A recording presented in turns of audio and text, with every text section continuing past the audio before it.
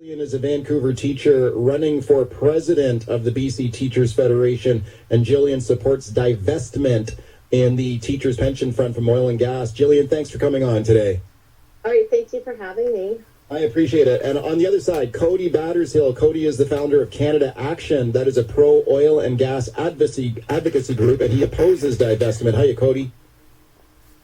Hey, good morning, Mike, and thanks to Jillian for being here today. Yeah, thank you to both of you for doing this. Thank you, both of you. Jillian, let me go to you first. Tell me about divestment. Why do you think the Teachers Fund should pull out of oil and gas companies here? Well, we have $1.25 billion invested in some of the dirtiest oil and gas companies in the world. So we just think that given the incredible climate crisis that's unfolding in front of us, that we should be out of those investments. So David King 3 years ago said, he was the chief scientific advisor to the to the UK government, said that we have 3 to 4 years to radically change. Otherwise, our future is incredibly uncertain. So, teachers are giving over 11% of their salaries, plus another 11% contributed by the employer to this crown corporation that invests heavily in fossil fuels, the fossil fuels that are really stealing our students' future. So we just don't want to be a part of that. How much money is invested there in the Teachers Pension Fund there in oil and gas? Well, in oil and gas, $1.25 billion. Wow. Wow, 1.2. So how would that work? Like if you got your way and you went with the divestment, what the pension fund would be required to sell all those holdings then and invest in something else, I guess? Yeah, so I think the motion that we passed last year was calling for a plan to divest from these companies within 5 years. Okay, let's get the other side here. Cody Battershill. Cody, what do you think of this? Well, I think that teachers do very important work, and their retirement should be protected. And I think that ultimately the money should be invested where it's going to ensure the best return. I think that if the teachers sell their $1.25 billion of shares in publicly traded companies that are Canadian, if it is invested in Canadian oil and gas producers, that's a shame. Certainly someone will buy those shares immediately. It's not going to actually reduce fossil fuel consumption in any way, shape, or form. The idea of divesting from Canadian companies is actually a fact-free fallacy. We're talking about selling, quickly, BC natural gas exported to Asia will reduce global emissions, lowest emissions on Earth of any liquefied natural gas facilities, and natural gas is about to become BC's largest resource revenue source. That actually helps pay for social services. So if you are against, how could you, be all about climate action, but then not want to reduce coal power through RLNG, not want to support the Indigenous communities that are building these facilities, not want to support the source of the revenue that is actually helping to build schools and fund those teacher salaries? It is fact-free. All divestment has done is help other producers like Qatar, Saudi Arabia, Russia, who do not have these same publicly traded companies that you can divest from. They do not share our values for democracy, equality, freedom, and environmental leadership. We're always trying to get better. Jillian, what do you say to that? Go ahead. So we are invested in Qatar Energy, into Gulfport Energy, in Pakistan Energy, in Gulf Energy Development Public Company, in Bharat Petroleum. So we're not just talking about Canadian oil and gas companies. We're talking about, a substantial portion of our investments in the countries that Cody just listed. So, we're not, this is not, obviously oil is not ethical in any way, shape, or form. But even if we were to take that premise, that's not the reality. What do you think about his argument, though, that if you sold off these $1.25 billion in shares in oil and gas companies in the Teachers Pension Fund, like someone else would just buy the shares? So what's going to change? Maybe somebody else would buy those shares, but then we wouldn't be contributing to the imminent deaths of our students. There was a study done a few years ago by Corporate Knights that actually found that had we divested 10 years ago, our pensions would be worth $18,000 more per member. And I've been talking to a number of divestment experts who are saying that, oil and gas wouldn't even be profitable if it wasn't for government subsidy. And from my research, what I'm finding is that our pensions, our public pensions, seem to be yet another fossil fuel subsidy that's propping up these companies that otherwise wouldn't be profitable. Okay, Cody, what do you say to that? I mean, it's a shame that Canadian pension funds are investing all over the world. I don't know that some of the companies you named are even publicly traded, but regardless, we should be actually investing in and supporting Canadian producers, Canadian companies with Canadian workers, Canadian operations, subject to Canadian laws, which are among the highest in the world. We should be looking at what Canada's done, trying to support our teachers and our students without the fear-mongering. Talking about people's imminent death, I think, is a bit extreme. I think we need to have a pragmatic discussion about how we live today.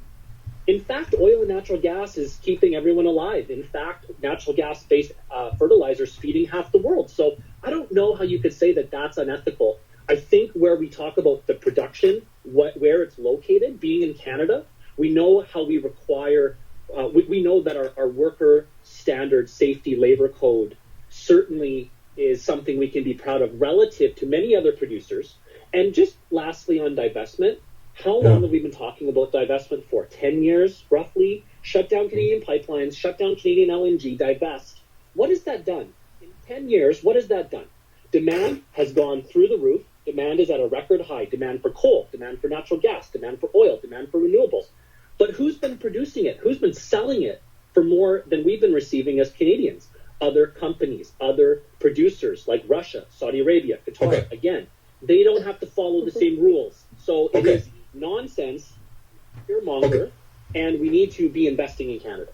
Okay, Jillian, I know you want to respond to that, but let me just jump in here quickly and let's fit the break in here as we must do. Okay, and then we will come back with more on the other side. So we're talking about the campaign to divest public sector pension funds out of oil and gas companies. Jillian Maguire, she's a Vancouver teacher running for the BCTF presidency, president of the union, and Jillian supports divestment from oil and gas fossil fuel companies from the BC Teachers Pension Fund. Cody Battershill is on the other side. He opposes that idea. Phone me on the open line. I would love to hear from some BC teachers on this. If you're a teacher, please phone me. Tell me what you think of this now.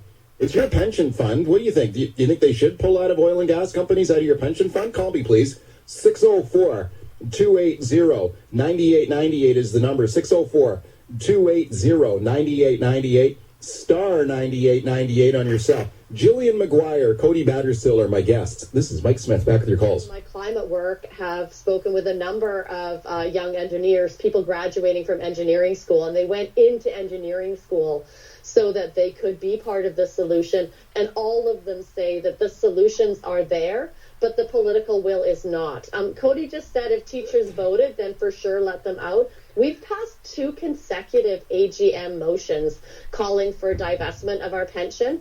And the only thing that's happened is there's been one letter sent to the Teachers Pension Plan, and that was by the past president, Terry Mooring. So we have voted. We voted 2 years in a row.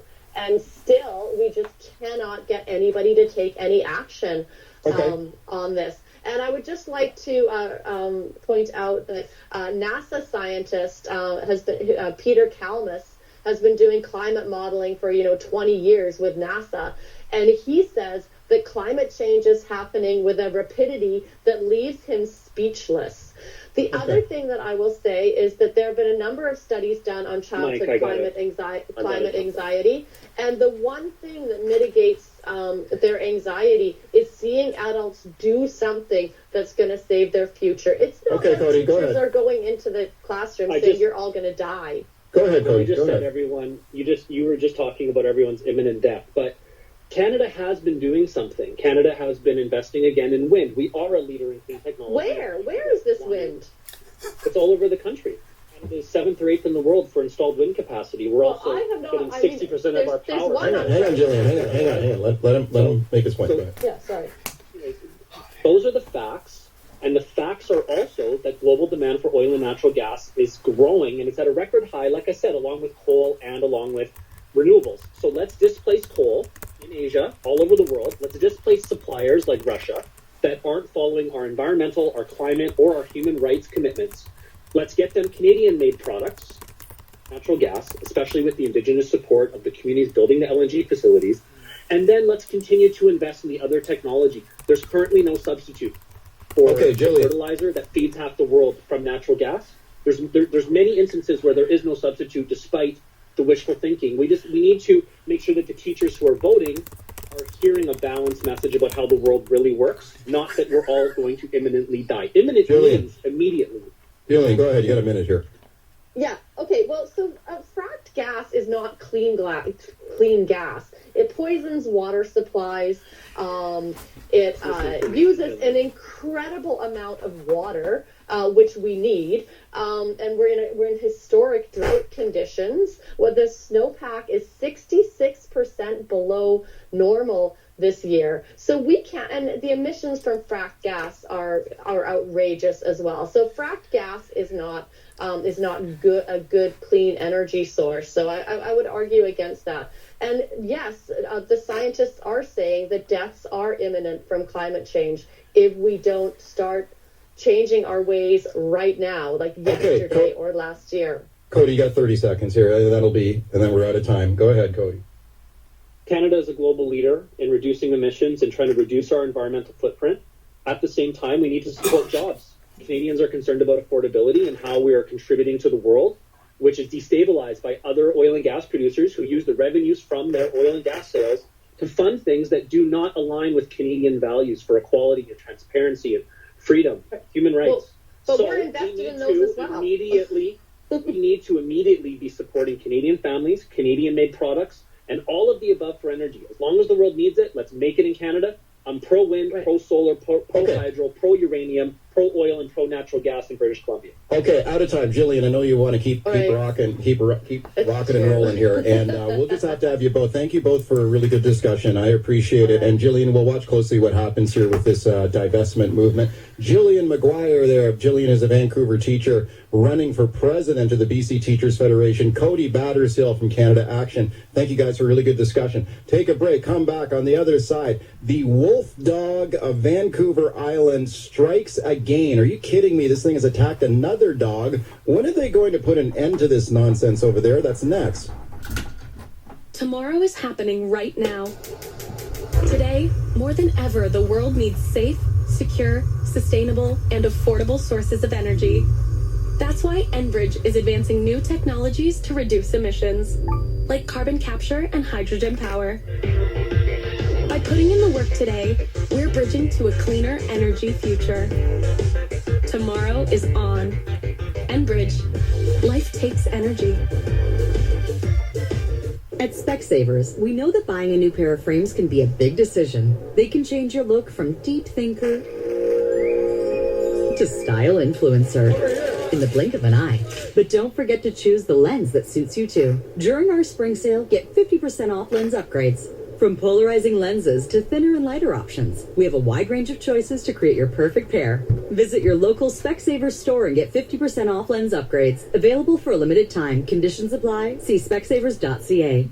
If you're seriously ill or injured, VGH is your best chance of surviving, thanks to continued breakthroughs in specialized adult health care. This Saturday on Vancouver Consumer, we speak to Laura Walsh, Senior Vice President of Philanthropy at VGH and UBC Hospital Foundation. Find out how they're helping to transform healthcare for all British Columbians. VGH and UBC Hospital Foundation, this Saturday at 3 on 980 CKNW. At Blue Shore Financial, we know your financial goals are as unique as you are. Our team of expert advisors will work with you to create a personalized plan to grow and protect your wealth. From financial planning to full-service personal and business banking, wealth management, investments, and mortgages.